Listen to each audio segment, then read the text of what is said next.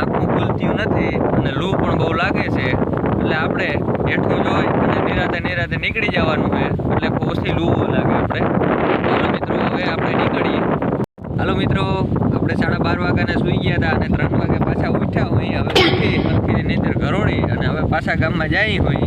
હવે આજુબાજુનો નવો બ્લોગ આવે એમાં તમે જોવો. ગામમાં આપણે આવી ગયા હોય. ગામમાં આપણે હેમત બાપા પાસે આવ્યા હોય. હેમત બાપા જો વાતો શું કરે છે, શું પૂછે છે જો. એવું નહીં, કાંઈક તો ખબર હોય ને કરતા આવે ને. વરસાદ કઈ થાય એમ હેમત બાપા પૂછે છે.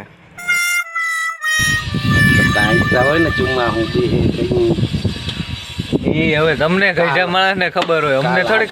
ચોમાસું એનું મન થાય તો બેસી જાય. ખબર હોય આઠમના વાદળા જોવાય. હે કાલ આઠમ છે, આઠમના વાદળા જોવાય. વાદળા જોઈને વરસાદની ખબર પડે તો જઈ ગરમી થાય ત્યાં વરસાદ વરસાવું. જગાય તો થાય રાતનું. રાતે જાગી તો વરસાદ દેખાય.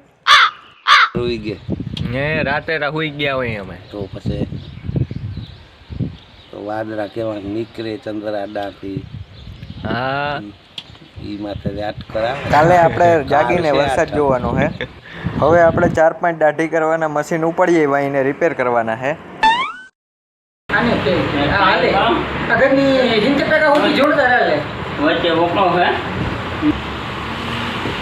હાલામાં બર્ગર આમાં બોલ ખોલવામાં હાલે બર્ગર આને બધો. આ મશીનમાં હું વાંધો આ મશીનમાં. હવે અમે ત્રણેય જણાએ આ દાઢી કરવાના મશીન ખોલી નાખ્યા. હવે એને અમે રિપેર કરવાના હોય. રિપેર કરવાનું કામ ચાલુ કરી દીધું હે. આ ભાઈ ખોલે.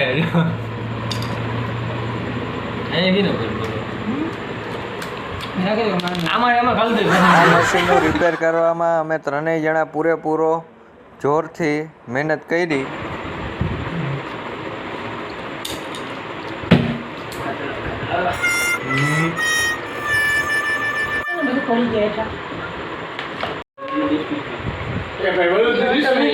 મશીન ખોલી તો નાખ્યા, બોલ બધા ખોવાઈ ગયા.